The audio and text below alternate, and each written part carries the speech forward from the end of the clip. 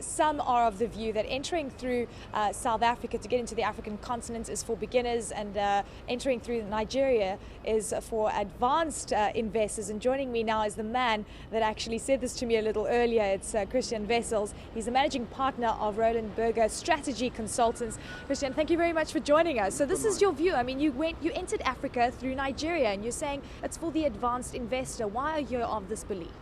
Well, because first of all, there are certain infrastructure challenges which are slightly bigger than here in South Africa. Doing business at times can be more challenging.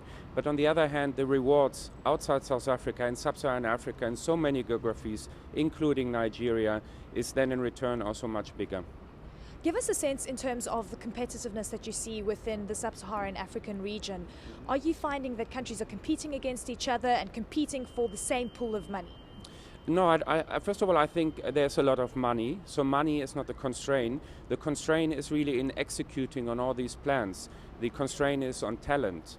So I don't think that any country needs to compete against each other in the current context, but they're collectively competing against making the environment, the regulatory environment, the infrastructure environment, the educational environment better. What is your sense on South Africa right now? And there is this massive debate that South Africa, yes, coming out tops when it comes to competitiveness because it is far more transparent, but we are losing the limelight to other African countries. Well, I mean, first of all, you are starting off a much bigger base. Naturally, your growth will be a bit slower than in some of the really emerging economies outside South Africa. But overall, I'm confident that South Africa will continue what's an amazing story. A gateway to Africa on the one hand, but a diversified economy on the other hand. Let's talk about the developmental side of things when it comes to the African continent. And the truth is, I mean, you touched on this. You spoke about African talent, you talked about skills. Is that really important for Africa to achieve the promise that we've given not only to ourselves, but to the world? Yeah, I think it's quite essential.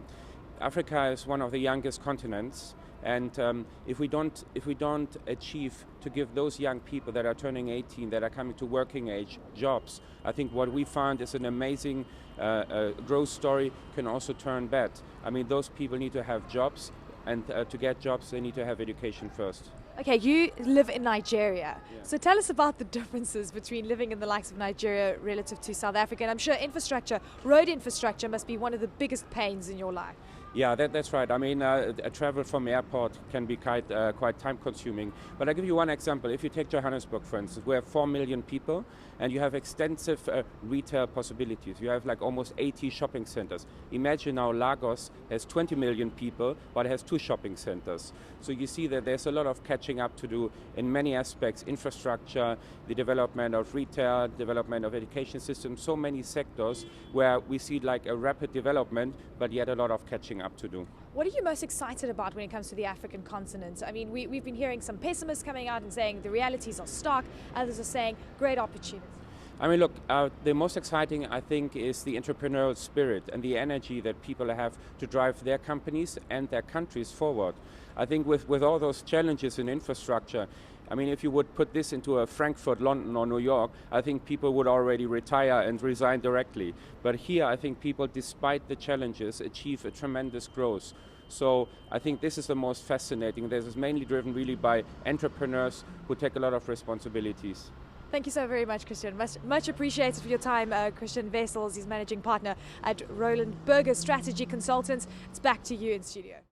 News that moves. eNCA.com.